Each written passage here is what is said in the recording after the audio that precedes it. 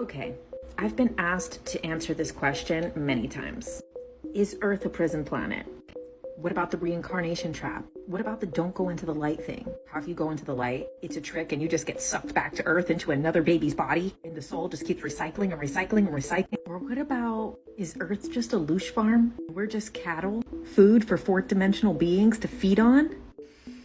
Okay, here we go. This don't go into the light thing is a very common thing that comes up in the spiritual, UFO, conspiracy communities. Okay, I'll tell you right now, I don't believe that. So even if you're not a fan of Dolores Cannon, I mean, I don't know how, but okay. But Dolores Cannon, Dr. Michael Newton, Dr. Brian Weiss, Dr. Helen Wambach, and millions of people who've experienced near-death experiences all describe the same type of process. And at no point do you get sucked back into Earth and pop out of another baby. No.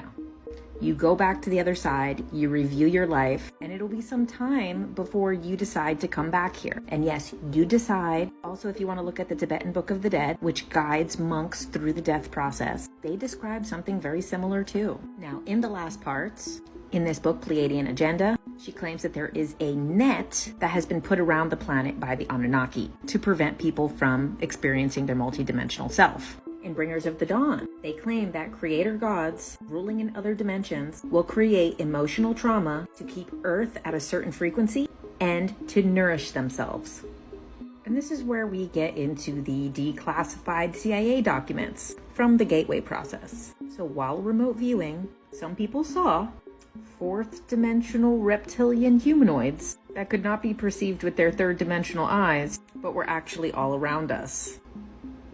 And according to Robert Monroe of the Monroe Institute, many of his subjects witnessed this, that they were nefarious, that they've enslaved humanity for millennia, that they feed off of our life force. He called it loosh, loosh being low vibrational energy, and that they view Earth as their own farm, where we are the cattle. They feed on our fear, hatred, anxiety, anger, and depression, that they see themselves as superior and the rulers of mankind. And remember what we're not going to do.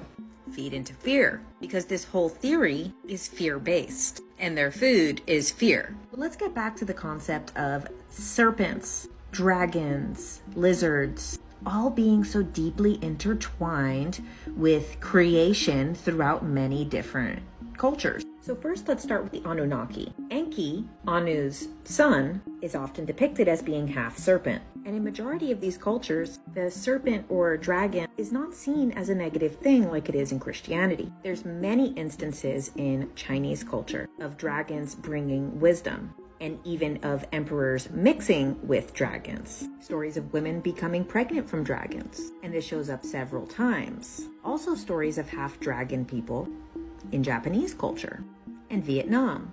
And it's very prominent in Armenian culture of kings mixing with dragons under several dynasties, the story of ancient Russian heroes, and even as recent as the 1400s in Serbia. It also comes up all throughout Native American cultures. It's depicted in art and also things like this serpent mound. There's Navajo legends about snake people. In fact, the Mayans worshipped a serpent god. So it's often depicted in Greek mythology as well. And what's interesting about this one, Hydra, is that Hercules, a boy who has a human mom and God for a dad, is the one to fight off this serpent. So Hercules, Jesus, the Nephilim, and hundreds of other stories tell the story of man fusing with gods. Now, it's said that these serpent beings, reptilians, dragons, originate in the Draco star system. And it's said that these are the beings who mixed with the kings and queens, dating all the way back to the pharaohs. Is this what they mean by blue blood?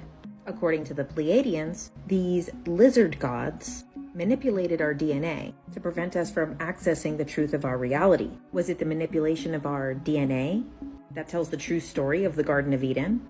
Do all of us have reptilian DNA? When we look at how familiar we are in the embryo stages of life, is this why we have draconian rulers? And why is every president and member of the elite a descendant of Dracula?